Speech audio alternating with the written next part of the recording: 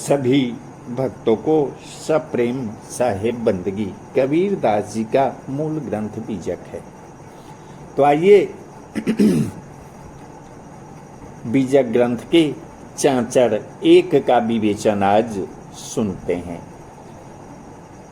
खेलती माया मोहिनी जिन्ह जेर कियो संसार, कटिकहरी गजगामिनी संशय कियो सिंगार, रचऊ रंग ते चूनरी कोई सुंदरी पहिरे आए, शोभा अद्भुत रूप बाकी महिमा बरनी न जाए।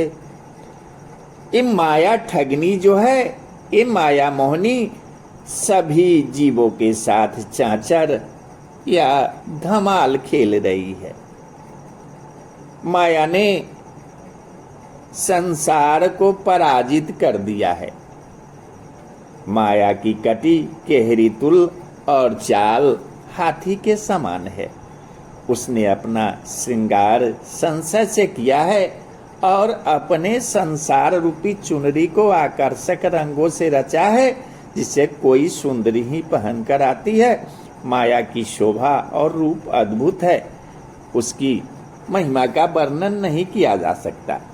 माया को कटी कहरी इसलिए कहा जाता है, जैसे सिंह की कमर आकर्षक, सूक्ष्म और लुभावनी होती है, वैसे ही माया भी आकर्षक, सूक्ष्म और लुभावनी है। जो सिंह की सुंदरता से मुग्ध होकर उसके पास जाता है, उसे वह फाड़ कर मार डालता है।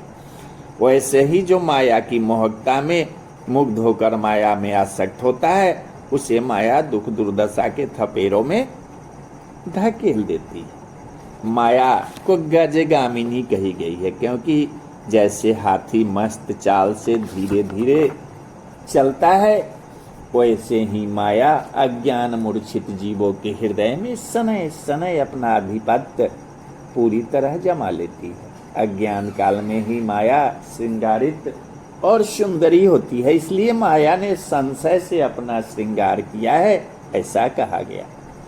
माया ने अपनी संसार रूपी चुनरी को मनमुग्धकारी रंगों से रचा है, जिससे लोग उसमें मुग्ध होकर माया जाल में फंस जाएं। चंद्र बदनी मृगलोचनी माया बुंद का दियो उधार, जति सती सम मोहिया गज गति ऐसी जाकी चाल, नारद कै मुख मारी के लिन्हो बसन छोड़ाए, कर गहेली गरम ते उल्टी चली मुस्काए। माया जो है वो चंद्रमा के समान मुख वाली है, वह मृग के आंखों के समान चंचल और सजग आंखों वाली है। माया ने अपनी टिकुली को उधार दिया है, यानी लोगों को फांसने के लिए उसने अपने दुखद पहलुओं को छुपाकर अपने सुखद पहलुओं को विशेष रूप से उजागर किया है। जिसकी चाल मस्त हाथी की चाल के समान है, उस माया ने यति सती सबको मोहित किया और नारद जी का मुख बंदर के समान रचकर भरी सभा में उनकी प्रतिष्ठा छीन ली। गर्व से भरी गर्वीली माया नारद की तपस्या के गर्व की उपेक्षा कर उलटकर मुस्कुराती हुई चली। माया को चंद्र बदनी की उपमा दी गई है कि चंद्रमा के घट बढ़ लोप के समान माया भी परिवर्तनशील और नाशवान है, तथा जैसे सुंदर होते हुए भी चंद्रमा में धब्बा है, वैसे ही माया में सौंदर्य और मोहकता होते हुए भी मारकता है। मृग की आंखों के समान माया की आंखें चंचल और सतर्क है, जिससे कोई भी उसके जाल से निकल न सके, जो जाए उसके जाल में फंस जाए। माया ने अपनी शोभा, सुंदरता और सुखद रूप को विशेष रूप से प्रकाशित किया है। जैसे कोई घी बेचने वाला अपने घी वाले डिब्बे के मुंह पर विशुद्ध घी और अंदर कूड़ा कचरा भरकर बेचे, वैसे ही माया अपने भीतर के असीम दुखदायी पहलों को छुपाकर ऊपर से सुखदायी रूप रचाकर लोगों को फांसती है। विषय, भोग, तृष्णा, वासना, काम, क्रोध, लोभ, मोह, मद, मत्सर, शरीर, संसार आदि सभी के क्षणिक सुखों को माया ने इस तरह से उजागर किया है कि प्राणी मात्र गुड़ में मक्खी की तरह उनमें भिन्न भिन्न आते रहते हैं और यह जान भी नहीं पाते कि इस ऊपरी सुखदा रूप के भीतर अत्यंत दुखदा रूप छिपा है। शिवसन ब्रह्मा दौरी के दुनु पकड़े जाए, फगुआ लिन्न छुराए के बहुरी दियो छिटकाए। अनहद धुनि बाजा बजय श्रवण सुनत भव चाओ, खेल निहारा खेली है जैसे बाकी दाओ। शिव के समान योगी और ब्रह्मा जी जैसे वेदज्ञ दोनों ने दौड़कर माया को पकड़ा। फलतः माया ने आत्म स्थिति के आनंद से छुड़ाकर उन्हें सांसारिक वासनाओं में फैला दिया। माया के चाचर खेल के अंतर्गत ही अनहद ध्वनि का बाजा बजता है, जिसे योगी लोग बहुत चाव से सुनते हैं।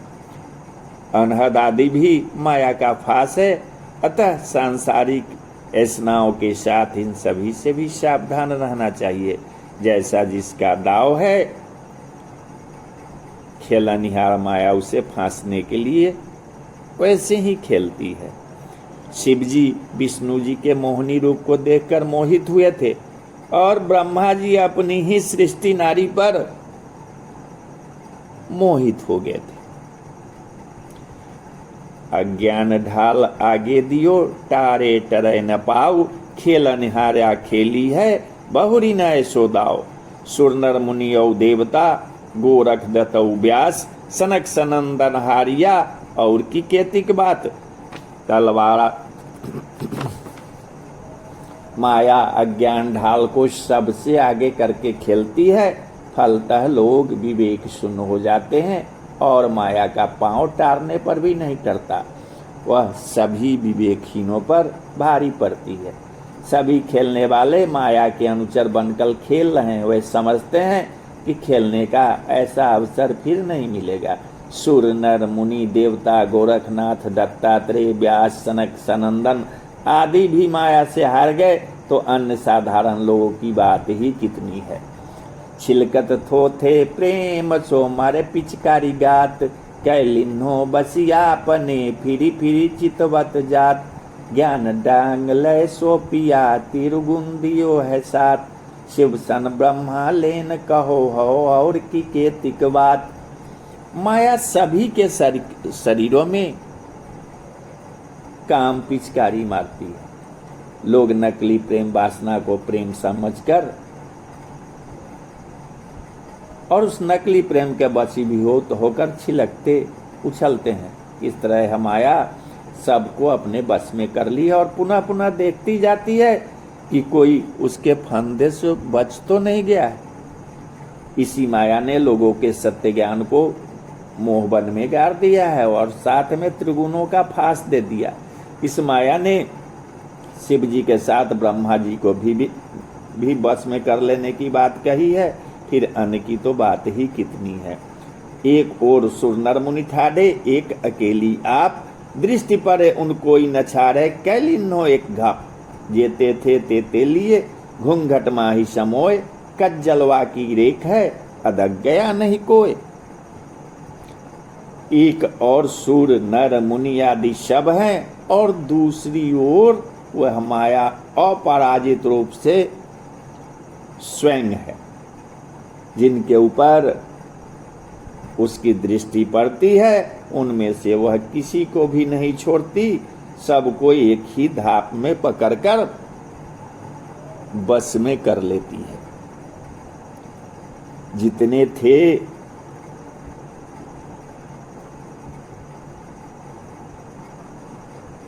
सबको माया अपने अधीन कर ली और सबके अपने आपा आत्मबोध को शरीराध्यास घूंघट में समोए छिपा दी।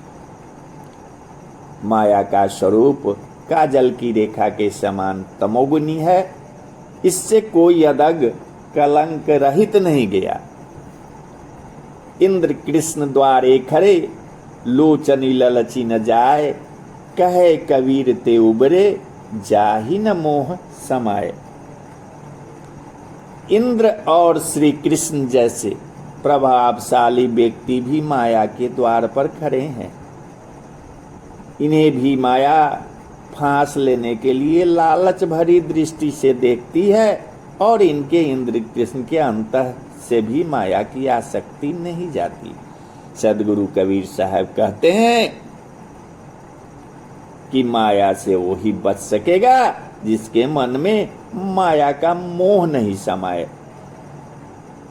कहने का तात्पर्य है, इस चांचर में माया की प्रबलता और अपराजितता का वर्णन है।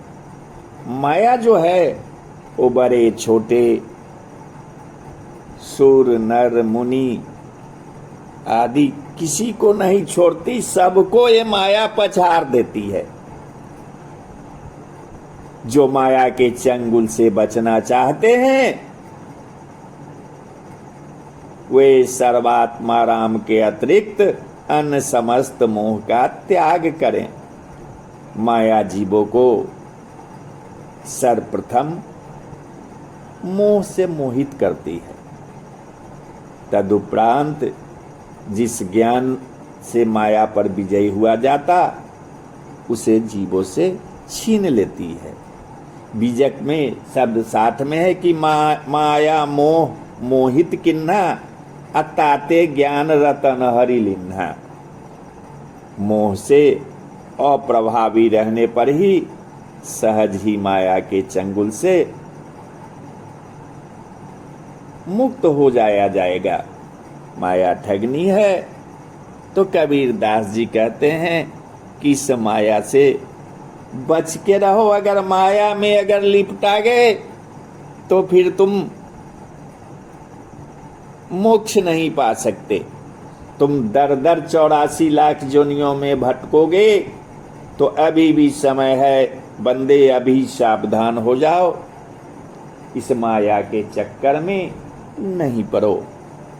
साहेब बंदगी, साहेब बंदगी,